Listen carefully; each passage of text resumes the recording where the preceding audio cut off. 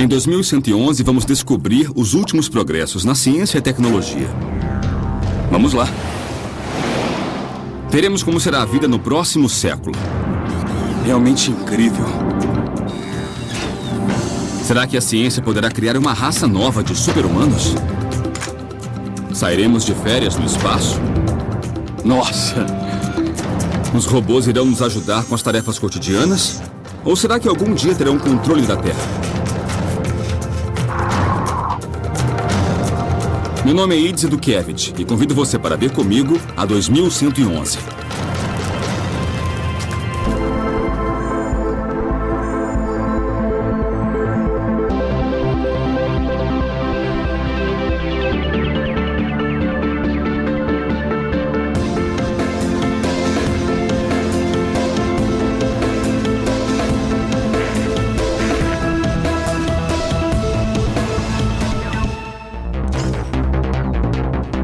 Talvez não tenhamos percebido, mas os robôs já fazem parte de nossa vida. Estão em nossos lares, fazem as tarefas cotidianas, fabricam os nossos carros e até começaram a guerrear por nós. Isso poderia ser considerado uma conspiração global, a forma como a inteligência artificial já está incorporada ao nosso mundo e como dependemos dela. Um dia os robôs evoluirão tanto a ponto de terem uma mente própria, de serem como os humanos. Chegará o dia em que eles controlarão o mundo. Nesta viagem contarei com futurólogos, especialistas que se dedicam a predizer como a tecnologia nos afetará no futuro. Nós não percebemos como a inteligência artificial já move grande parte da nossa civilização. Daqui a 10 anos, 20 ou até 100 anos, eles vão fazer parte da nossa vida de muitas, muitas formas. E ninguém vai se surpreender quando vir um ciborgue do seu lado.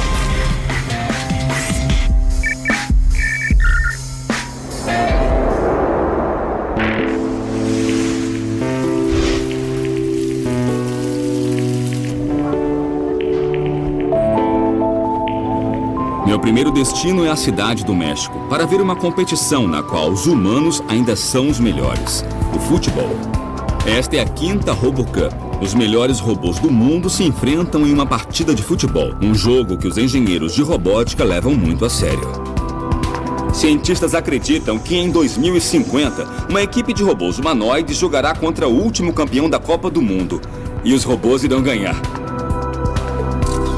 Um dos favoritos do ano é o Dot Max, um time de robôs de 60 centímetros que disputa o título pela 5ª vez consecutiva.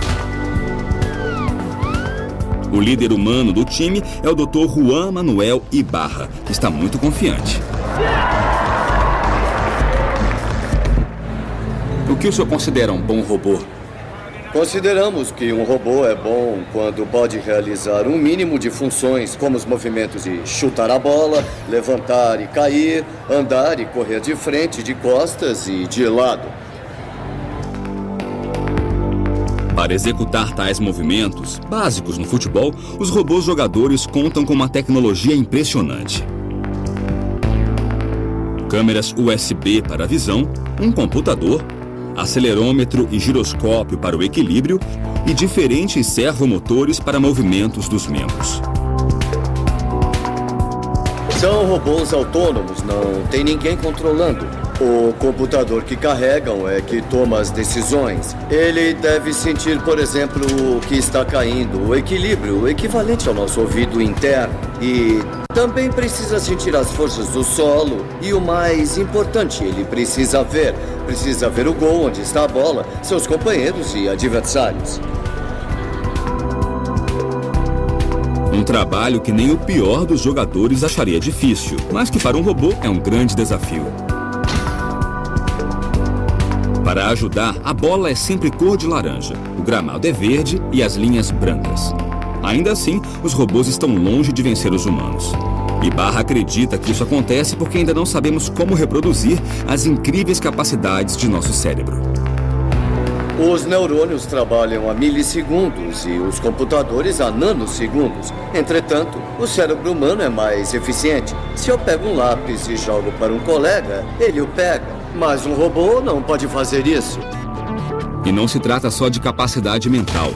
Os robôs também devem melhorar a mecânica para competir conosco. Se um dia tiverem um esqueleto eficiente como o nosso, leve, resistente e ativado por músculos, aí sim teremos um robô semelhante a nós.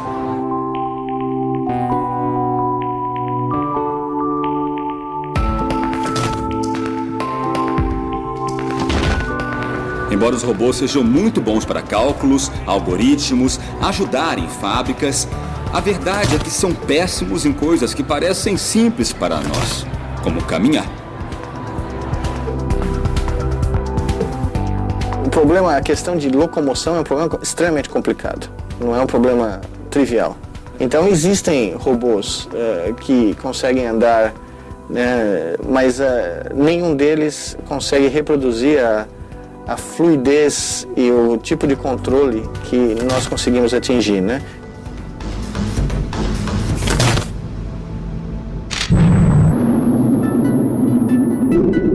Os robôs ainda não dominam a arte de caminhar, mas mesmo assim vão longe. Com apenas 6 rodas, o robô Curiosity explora a superfície de Marte. Mas para dominar a superfície mais complexa e irregular da Terra, as rodas são inúteis. Os robôs precisam se locomover tão bem como as pessoas.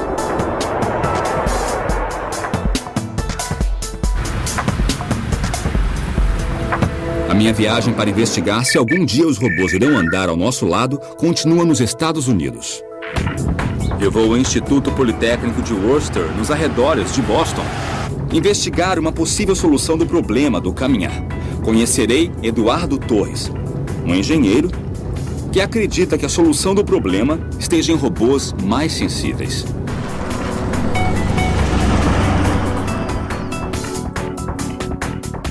O entusiasmo de Torres por robôs o fez deixar sua terra natal em Cuenca, no Equador, para seguir sua paixão em Boston.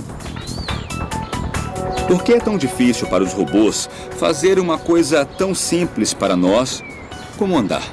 Ao contrário dos robôs de hoje, nós possuímos muitos sensores no pé. Então temos grande sensibilidade e podemos detectar tudo que existe no terreno. Para o Dr. Torres, o segredo de como caminhar não está em um cérebro mais poderoso, nem em uma visão mais precisa, e sim na sensibilidade. Para provar sua teoria, ele propõe um teste simples.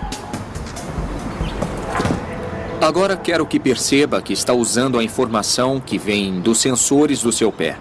Então você sabe onde está a beira do degrau, quando pode dar o passo seguinte, e ainda tem consciência de onde está o peso do seu corpo. É essa mesma informação que usamos quando estamos andando normalmente, só que é inconsciente para nós. Nossos pés possuem mais de 7.000 terminais nervosos. A informação visual é incompleta e pode enganar-nos fazendo acreditar que uma fina camada de gelo é um caminho firme. Sentir cada passo é mais importante que ver.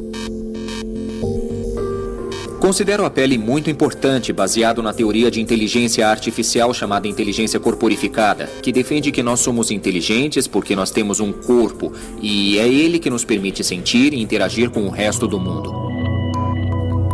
Baseado nessa teoria, o Dr. Torres focou em tornar o corpo de seu robô mais inteligente. Eduardo, mas quem é esse robô? Esse é o caminhante. E por que vejo só a metade dele? Porque estamos interessados na parte que caminha. Então decidimos não dar tanta ênfase à parte de cima. Nós consideramos que sempre haverá um peso acima. E isso já é suficiente. Me conta um pouco o que faz o caminhante ser tão especial. Ele tem o dedo polegar, que é importante para caminhar, como pode ver. Mas talvez a maior diferença com os outros robôs atuais seja esses sensores aqui, os sensores de tato, a pele. Com a sensibilidade desenvolvida, ele pode detectar em qual lugar da superfície está sendo aplicada a maior parte do peso. Assim, se o robô inclina para um lado para dar o passo seguinte, os sensores indicam onde está a pressão e qual o próximo movimento. Peraí, então isso é o que basicamente torna o caminhante um robô diferente de qualquer outro que existe no mundo? Exato. É a borracha de silicone com a qual criamos a estrutura para ter o efeito das impressões digitais. Assim, podemos medir as forças normais e laterais. As normais daqui e as laterais que vêm assim.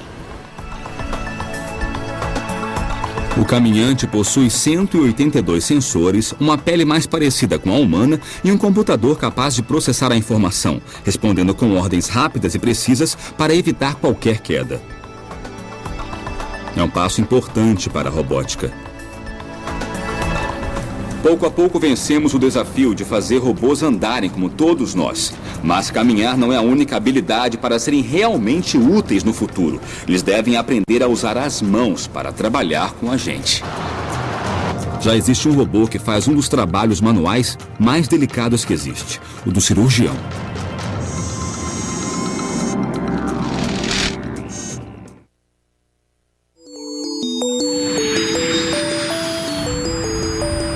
Minha viagem em busca do robô mais parecido com os humanos me leva a Buenos Aires, na Argentina, onde existe um robô que supera a habilidade da mão humana. Ele é tão bom que foi batizado de Da Vinci. Um dos especialistas que opera com ele é o Dr. Venceslau Villamil, no hospital italiano da cidade de Buenos Aires. O fato de utilizar mãos robóticas nos permite muitas vezes chegar a lugares de difícil acesso, muito pequenos ou distantes, com ótima visão e ótima manobrabilidade. O robô possui 4 braços, um para as câmeras, 2 que reproduzem os movimentos do cirurgião e o 4º que ocupa o lugar do assistente de cirurgião. Bom dia, Leti. Bom dia, Loren. Como é que tá? Tudo bem. Tudo pronto? Tudo. Como é que tá? Legal. Durante a cirurgia, o cirurgião responsável não precisa estar estéril, não precisa se lavar nem colocar luva. E o controle do robô pode até estar fora da sala de cirurgia. No controle, o médico vê através do sistema binocular do robô Da Vinci, que transmite as imagens de 2 câmeras, uma em cada olho. Isto permite que o cirurgião veja a operação como se estivesse dentro do corpo, como se visse um filme 3D no cinema. Mas a principal característica do robô Da Vinci não é a imagem, e sim suas mãos robóticas. Todos os movimentos que o ser humano é capaz de realizar com os pulsos são reproduzidos nas extremidades do instrumento robótico. O cirurgião tem a opção de escolher que Da Vinci copie seus movimentos, mas em escala menor, com uma precisão impossível para o ser humano. Além disso, as mãos do robô nunca tremem, o que traz grandes benefícios ao paciente.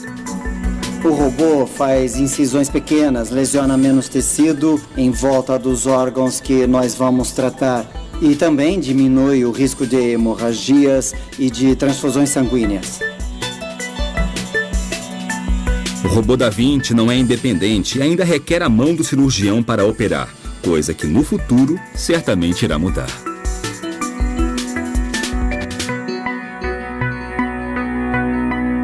Com o tempo, programaremos os próprios robôs para que sejam independentes.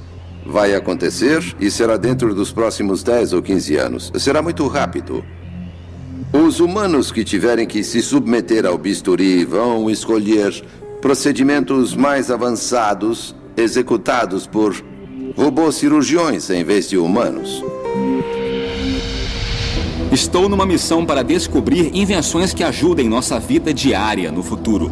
Mas ainda não achei a tal máquina que resolva tudo o que eu não quero fazer.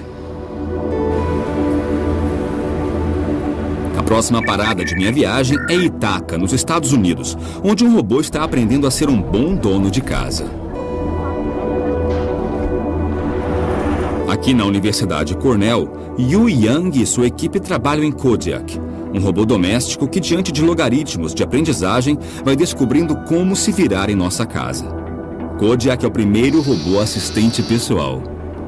Nós queremos um robô capaz de realizar todas as tarefas domésticas em muitos lugares diferentes. Não especificamente num escritório ou num cômodo, por isso ele deve aprender a tomar decisões sozinho. Imagine que você voltou para casa com uma sacola de compras e ele tenta te ajudar a guardar a comida na geladeira. Primeiro ele vai observar a geladeira e identificar os espaços vazios dentro dela. E então vai poder colocar as coisas. Então ele vai me pedir o objeto que, nesse caso, é uma garrafa de cerveja. E vai olhar de novo para a geladeira em busca de um espaço e uma disposição para a garrafa. Nossa vida é repleta de regras implícitas. Desde pequenos aprendemos para que serve cada coisa e o que se pode ou não fazer. E conseguir com que Kodiak entenda essas regras é um trabalho duro para Yu Yang. Ele consegue assimilar a forma e a aparência do objeto. Por exemplo, ele consegue distinguir uma taça de martini de uma garrafa. E uma caixa de leite baseado no volume e também na aparência, ou seja, na cor e textura. Nosso objetivo é fazer com que o robô tenha maior percepção do objeto. Por exemplo, como pode ser usado, porque o martini é tomado nessa taça e o que podemos beber aqui. São conceitos um pouco mais complexos de entender do que a forma ou a aparência. E esse é o nosso objetivo. Yu Yang acredita que em poucos anos robôs como Kodiak estarão em quase todas as casas, nos esperando ao fim do dia com um jantar delicioso, para que possamos aproveitar a comodidade de nossos lares. Hoje é possível ter pequenos robôs domésticos que limpam o chão enquanto você sai para trabalhar, para que quando você voltar tenha uma bela casa limpa. É claro que passar dessa etapa para ser um robô pessoal, capaz de cozinhar ou de realizar tarefas mais complexas, vai levar mais tempo, mas sem dúvida acho que irá acontecer no futuro.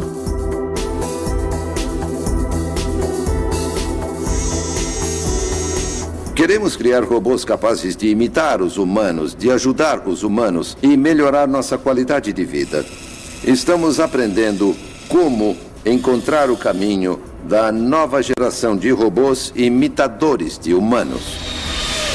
Parece que nosso sonho de ter ajudantes mecânicos em casa está mais perto do que imaginamos.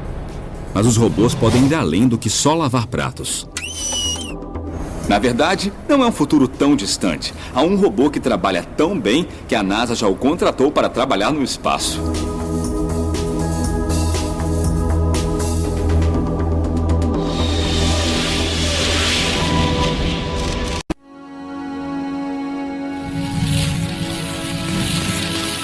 Minha investigação para saber até onde os robôs chegarão daqui a 100 anos agora decola para o espaço.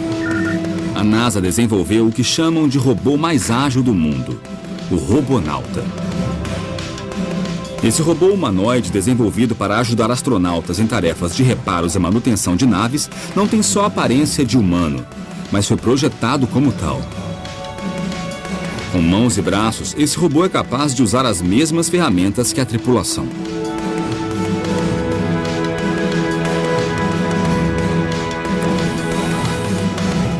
O Robonauta já trabalha na Estação Espacial Internacional, mas por enquanto fica somente no interior da nave ajudando no laboratório.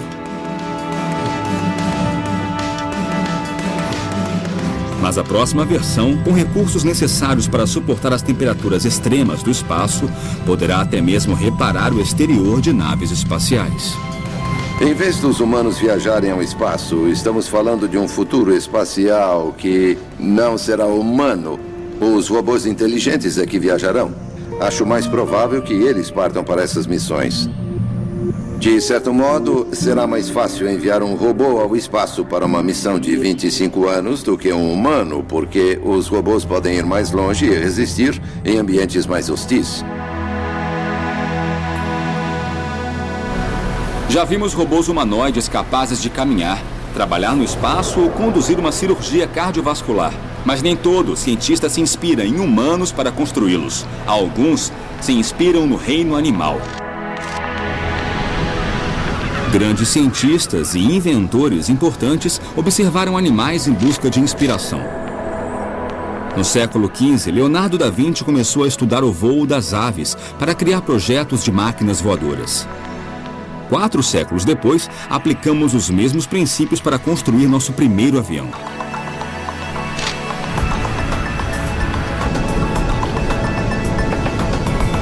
Agora, essa busca inspirada na natureza nos leva para os arredores de Nova York.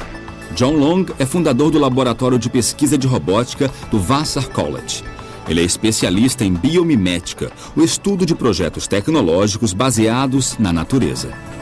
Um dos maiores desafios da biomimética é entender o mundo dos animais e das plantas, que é muito complexo. O mais simples dos animais é mais complexo que qualquer coisa construída por um humano. Quando se trata de desenvolver robôs, muitos engenheiros buscam inspiração no ser humano, porque seus robôs são projetados para substituí-lo em tarefas cotidianas de animal terrestre. Mas nos oceanos é preciso buscar outro modelo. Não vou construir um robô do Michael Phelps. Sabe, que nade e explore por mim. Para isso, eu vou querer um robô tubarão. Assim, a ideia de unir a biologia à robótica se torna mais poderosa. Estamos interessados num mundo que conhecemos pouco. Hoje nós sabemos mais da superfície da Lua do que sobre o fundo do oceano. Para aprimorar os movimentos de seus robôs nadadores, Long estuda o esqueleto dos tubarões, já que a coluna vertebral desses animais é peça-chave dentro de seu poderoso sistema de propulsão, o sistema que o professor quer recriar.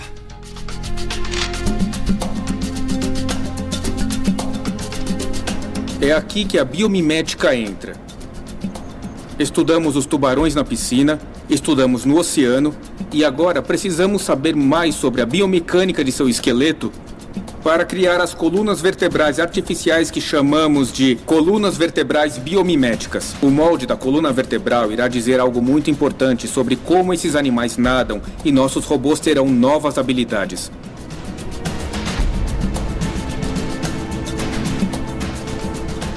Removemos a coluna vertebral do tubarão e fizemos testes biomecânicos para estudar sua resistência, quanta energia armazena e qual seu nível de propulsão.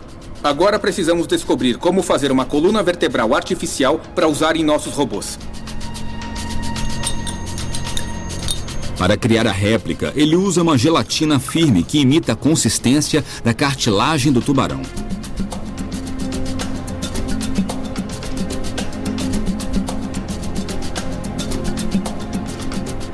E agora o robô irá testar a cauda para sabermos se ela é eficiente como sistema de propulsão.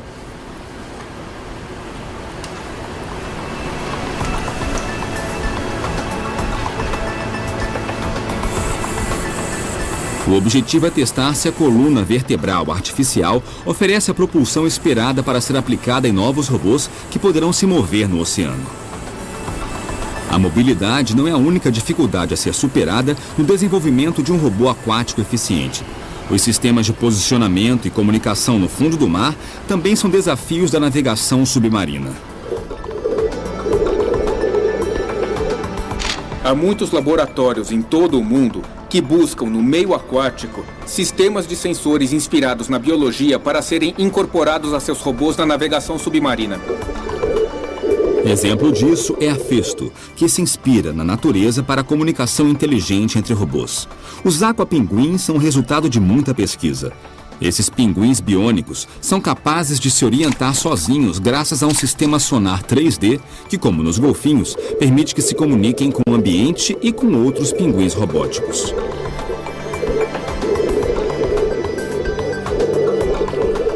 Os tubarões têm uma habilidade incrível de detectar campos elétricos. E todos os animais, na verdade, são elétricos. Geramos pequenos sinais elétricos com os nossos músculos. Os tubarões rastreiam outros peixes, mesmo sem vê-los. E queremos entender essa habilidade eletromagnética para que os robôs aquáticos naveguem com mais eficiência. O tubarão possui esse sexto sentido graças a uma rede de células eletrosensoriais que permite detectar um sinal tão fraco como a eletricidade gerada por uma contração muscular. Isso também lhe permite detectar o campo magnético terrestre e usá-lo na navegação.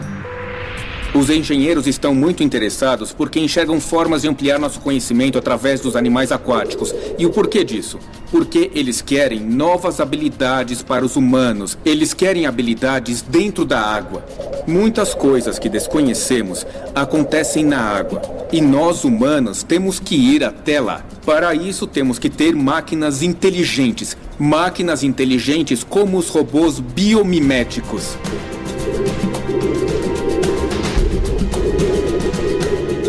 Podemos tirar inspiração da natureza, mas tem uma coisa que nos diferencia dos animais: nossa inteligência. Coisa que ninguém tinha conseguido reproduzir até agora.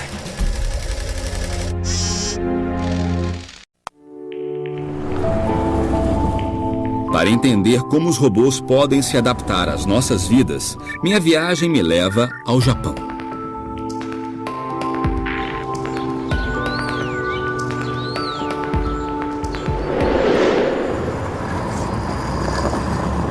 Quando pensamos em robôs, imaginamos máquinas que repetem uma tarefa automaticamente uma e outra vez sem descanso, mas que nunca raciocinam sozinhas. Isso está para mudar.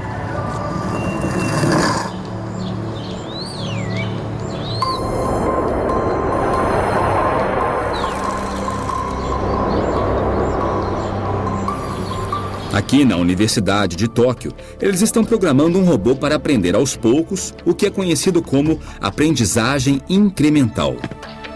O nosso robô tem uma rede neural de padrão especial que nós chamamos de SOIN, sigla em inglês para Rede Neural Incremental Auto-Organizada, e foi projetada especialmente para a aprendizagem incremental online. E o tempo todo ele aprende coisas novas? Sim.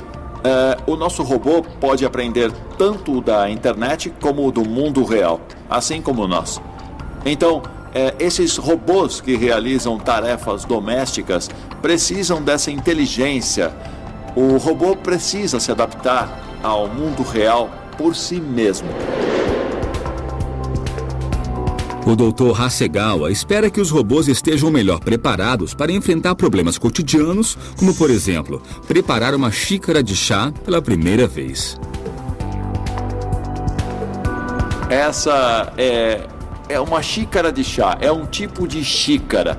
E aqui aplicamos um termo técnico: aprendizagem transferencial. O conhecimento de como fazer café é transferido com essa xícara nova. E esse conhecimento é transferido ao objeto novo. O robô tem que fazer uma xícara de chá verde, mas a única informação em seu sistema é de como preparar café. Ele reconhece o conceito da xícara e o aplica à tarefa. Só falta saber o que é chá e como prepará-lo. Então ele se conecta à internet. Esse robô possui um sistema para selecionar a informação que servirá para completar sua tarefa. Essa é a entrada. Imagine que esses pontos são a informação da internet. Então existem comentários no Twitter, comentários no Facebook e coisas desse tipo. Existem muitas informações em toda essa rede. Essa é uma zona de ruído. O sistema SOIN filtra esse ruído e depois ele estuda a forma e conta o número de grupos. Ao organizar a informação em grupos, ele consegue determinar qual é a mais útil.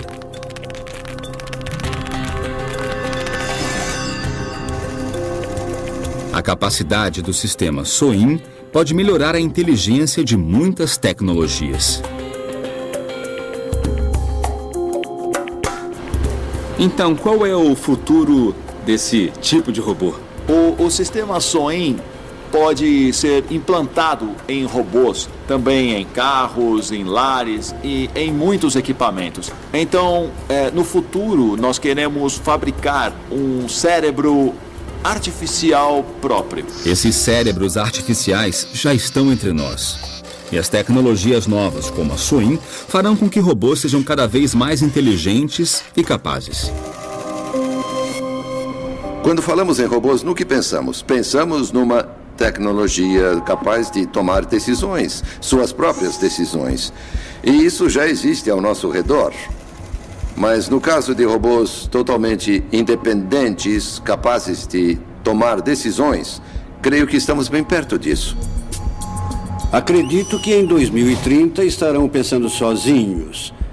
Igual ou melhor que os humanos, eles terão um raciocínio semelhante ao nosso, porém mais rápido, terão memória melhor, combinando as vantagens naturais dos computadores de hoje, memória perfeita e alta velocidade, com os aspectos criativos, sutis do pensamento humano.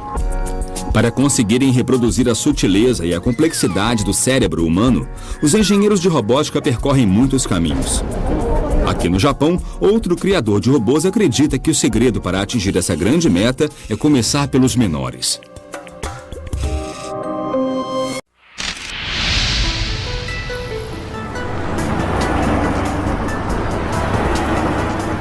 Minha jornada em busca das habilidades e do futuro dos robôs continua na cidade de Osaka, no Japão. Aqui, um dos líderes mundiais em robótica, o Dr. Minoru Asada, trabalha em um projeto revolucionário que mudará não somente os robôs, mas também nossa relação com eles. Talvez nossas expectativas com os robôs sejam altas demais. Queremos que trabalhem assim que abrirmos a caixa e que sejam mais inteligentes do que nós, humanos. O Dr. Asada, da Universidade de Osaka, no Japão, se inspirou no modo como os nossos filhos aprendem. Passamos horas ensinando desde andar até como se comportar. E ele acha que se fizermos o mesmo com os robôs, eles aprenderão e se comportarão mais como nós, humanos.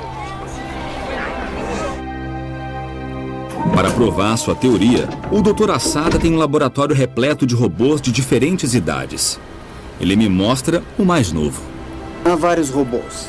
O primeiro é Neone. Seu nome vem de neonato ou recém-nascido. Em vez do robô ser pré-programado ao aprender da internet, Asada está desenvolvendo uma técnica que ele chama de aprendizagem espelho. Então o Neone vê um humano fazer uma coisa e imita. Isso mesmo. Nós estudamos como o feto, a criança ou o bebê, se desenvolve através da interação com seus cuidadores e nós queremos aplicar esse modelo também aos robôs no futuro. Então irão se espelhar em nós, vão agir como humanos e talvez pensar sozinhos? É isso?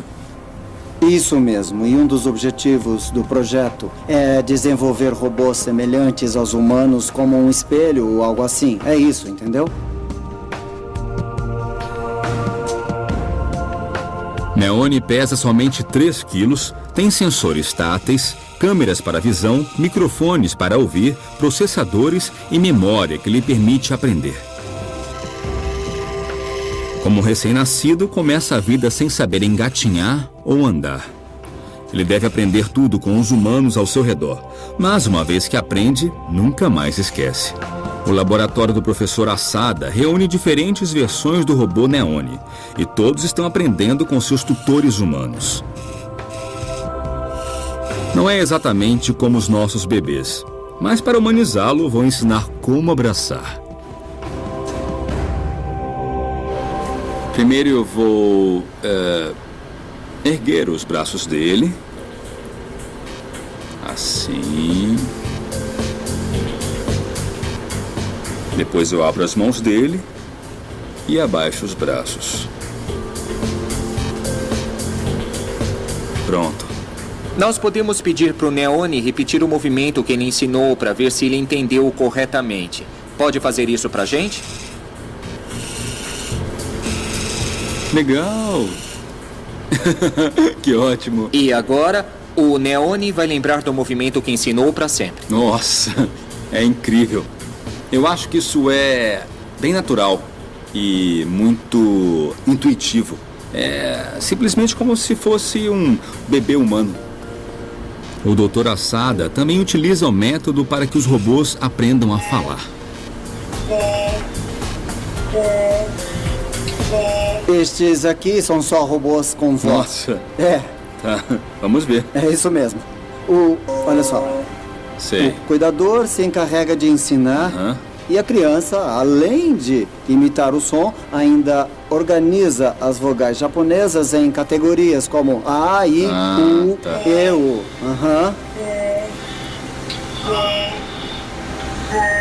Este tipo de modelo também pode ser usado para explicar como as crianças aprendem as vogais japonesas de seus cuidadores. No fim, o robô aprenderá todo o necessário para lidar com o mundo que o cerca. Claro, se tiver um cuidador com paciência para ensinar.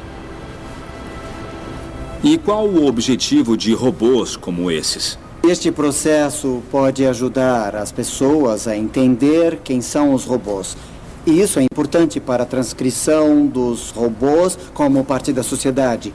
Os humanos, a sociedade, devem se preparar para isso. Caso contrário, vai ser difícil os robôs serem aceitos pela sociedade. Então, programar robôs dessa forma irá nos ensinar um pouco mais sobre nós mesmos. Sim, eu acho que sim. Para o Dr. Asada, o futuro não envolve somente a evolução dos robôs, mas também a do ser humano. No Japão, nós acreditamos no animismo que tudo tem alma. Por exemplo, a caixa ou a mesa, absolutamente tudo. Por isso, para os japoneses é bem mais fácil aceitar os robôs como parte da sociedade. Professor, daqui a 100 anos, como imagina que os robôs serão? Nós teremos robôs. Eles serão bem humanos, mas não serão tratados como humanos, e sim como companheiros ou então parte da família. Esse é o meu desejo. A pergunta interessante é como vai ser quando houver robôs artificiais com emoções, com sensibilidade.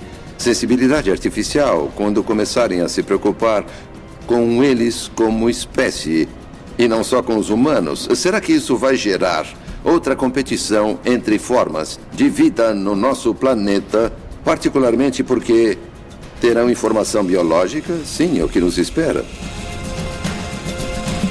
Esses robôs cada vez mais ágeis e mais inteligentes, sem dúvida serão parte de nosso futuro. Mas uma pergunta ainda permanece no ar. Será que um dia ainda irão evoluir a ponto de tomarem o controle?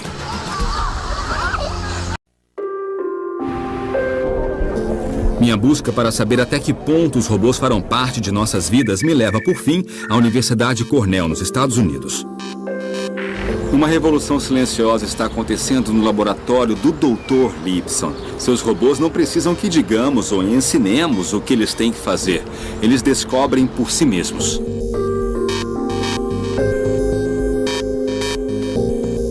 Há duas escolas. Em uma, o programador ou um engenheiro pensa em todas as coisas que podem falhar, em todas as possibilidades e pré-programa todas essas situações no robô. A outra opção, a que a natureza escolheu, é deixar que o robô aprenda por conta própria. Mas os robôs não possuem nenhum código de informática que indique como se mover. Eles devem se programar sozinhos. Este aqui é um dos primeiros robôs autoprogramáveis. Este robô aprendeu a andar sozinho, mas o interessante é que ele não conhece sua aparência. O robô recebe a ordem de aprender a andar e só algumas informações para isso. Ele não sabe que tem 4 pernas, apenas que possui 8 motores e 2 sensores de localização espacial. Ele começa com movimentos ao acaso, gradualmente move seus motores de forma aleatória, começa a sentir que inclina para os lados e para frente e para trás. Através desses movimentos, ele reúne informações e formula hipóteses sobre si mesmo. Talvez seja uma serpente, uma aranha, uma árvore, e começa a descartar certas hipóteses que não condizem com a realidade. E então, depois de uns 4 dias fazendo isso, com esses movimentos aparentemente aleatórios, ele começa a formular uma autoimagem. E a partir dessa imagem, ele aprende a andar. Lipson e sua equipe exercitam o processo de aprendizagem construindo robôs que têm como campo de prova o chão do laboratório. Esse robô se chama Quadratod.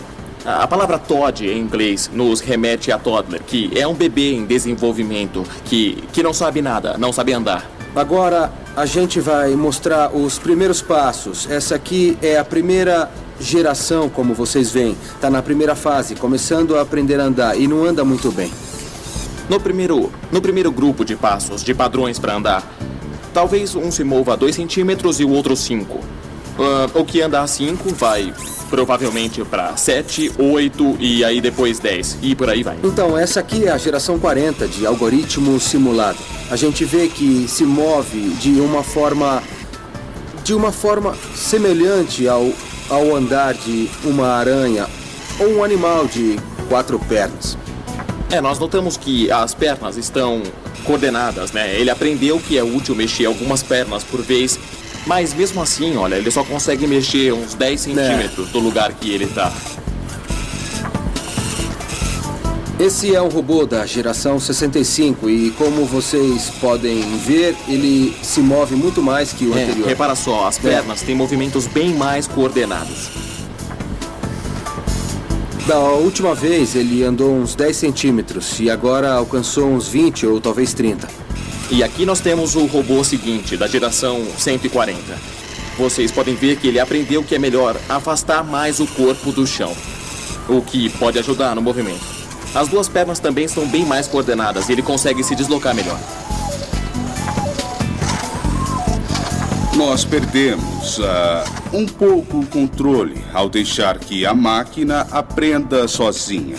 Por um lado, aprendem mais e vão mais longe do que se programarmos de um modo específico. Por outro lado, não sabemos exatamente o que vão aprender, então estamos no aguardo e veremos o que vai acontecer. Rod Lipson e sua equipe trabalham na possibilidade dos robôs se programarem e ainda projetarem a si mesmos. Um projeto que começou no mundo virtual. Temos milhões de robôs competindo numa espécie de simulador de jogo. Aqui o computador pode construir muitos robôs com pequenas variações, testá-los, analisar seu desempenho no mundo virtual, realizando tarefas, cooperando e competindo entre si. E depois pode reproduzir os que funcionam melhor, duplicá-los com pequenas variações e repetir o processo. Mas a equipe descobriu que os resultados com simuladores não condiziam com os resultados obtidos em robôs reais. Então, o próximo passo é deixar os robôs se construírem sozinhos usando uma impressora 3D.